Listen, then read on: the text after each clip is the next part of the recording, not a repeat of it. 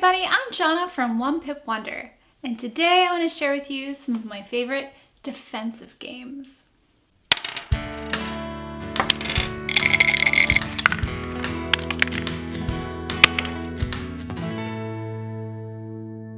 If you watch my channel at all, you may have gathered I'm not a big war gamer, but I do enjoy a good defensive style game. A game where you have to fight off the onslaught. So I have 5 games in mind that I'd like to share with you. Most of them are co-op games. I think that's because collaborative games kind of lend to the style of play where you all work together to fight off the big bad thing that's coming your way that the game is just gonna keep dishing out at you. So none of them are collaborative, but most of them are. Not all collaborative games are defensive either, so I still think it's a interesting list to put together. All right, the first game I'd like to share with you is The Expedition. This is a new game to me. I recently started playing on my own. It is a co-op game, but it also has an excellent solo variant. It's a game where you're traveling through the Amazon and trying to get to the lost city of El Dorado. You have 3 explorers, and the goal of the game is to get there with one of them still alive.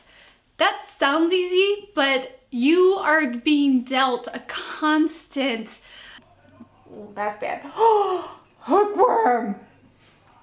That's awful. I should be recording your reactions to the cards.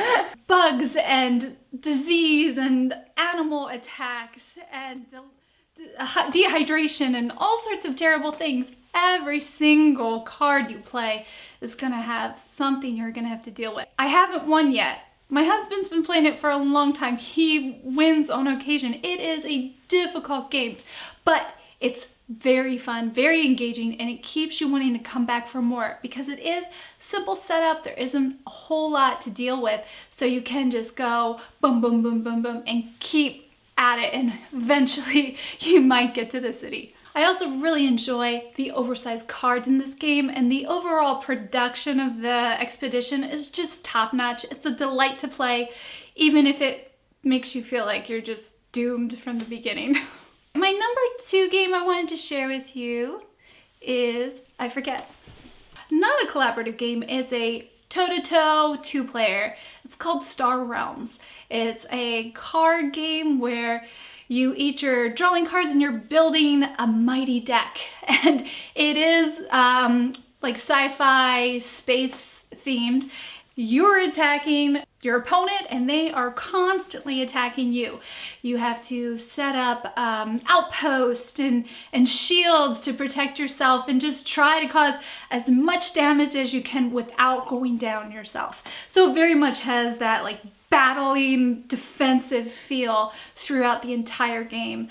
So it's an excellent game, tremendous 2-player, I highly recommend, and it does achieve that defensive feel as you play. The third game I wanted to share is Pandemic. Now, if you have been in the board gaming hobby for any time, you've probably heard of this game and most likely played it too. It is a tremendous co-op game, and you are, as a group, fighting off, battling the pandemic that is spreading across the world.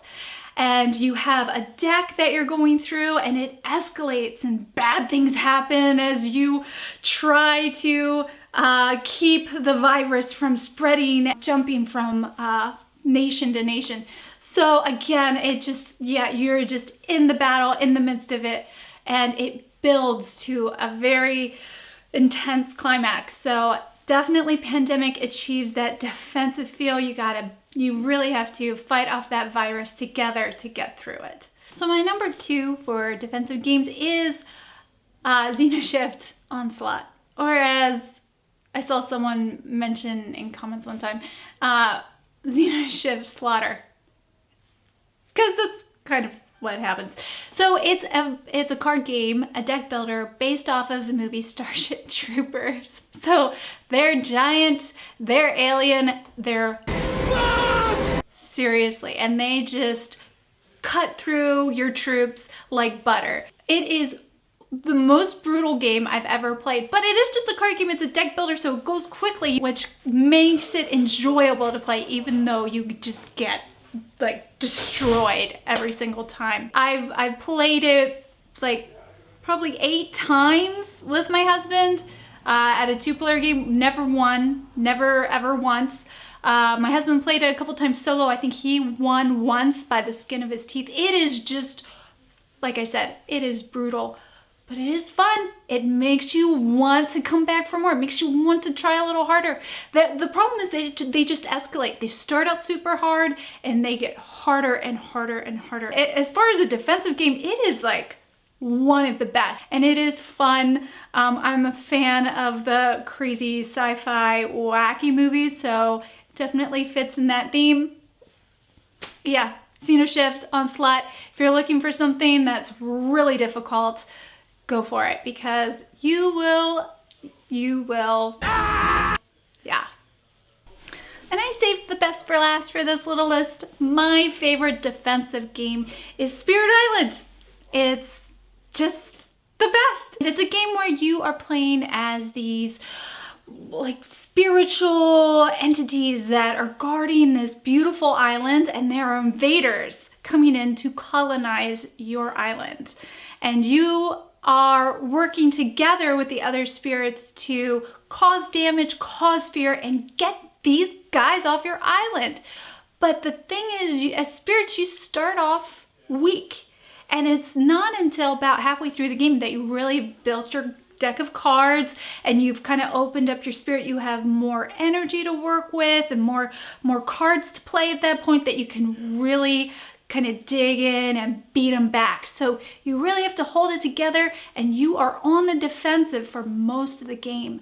The colonists, they start out strong. They just go and go and go, and they don't stop. So you really have to hold it together and build each other up through this game. And the spirits are all different, and they all have special abilities that work with one another in different ways. So well put together, so well designed. And so it's just a joy to see how these different spirits that you can play work together. And I mean, this game just, you can replay it so many times. There's different level difficulties. There's different invader nationalities that do things differently. Like you could just, and we play it over and over and over again. And I mean, there are levels where you just win a little too easily, but you just like change the level a little bit, change maybe your enemy nationality, and boom, you're back to square one trying to figure out how to beat these guys back. Just a tremendous game, and it really achieves that we are in it together against these bad guys. So that's why Spirit Island is my pick for my #1 defensive game on this little list. Yeah, and that's it. I hope you guys enjoyed this list. What are some of your favorite defensive games? I'd love to hear what you guys are playing. If you guys enjoyed this video, go ahead and give it a thumbs up. And if you like this video, really liked it, you should check out my YouTube channel and see all my other videos. And you know, if you're up for it, go ahead and hit the subscribe button over there, and you'll see all of my other ones in the future. Thanks again for watching. I hope you guys have a great day.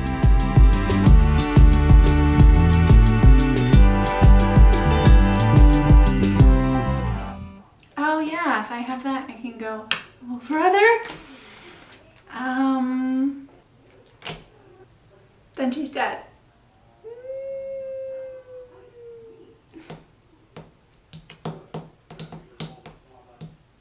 I died.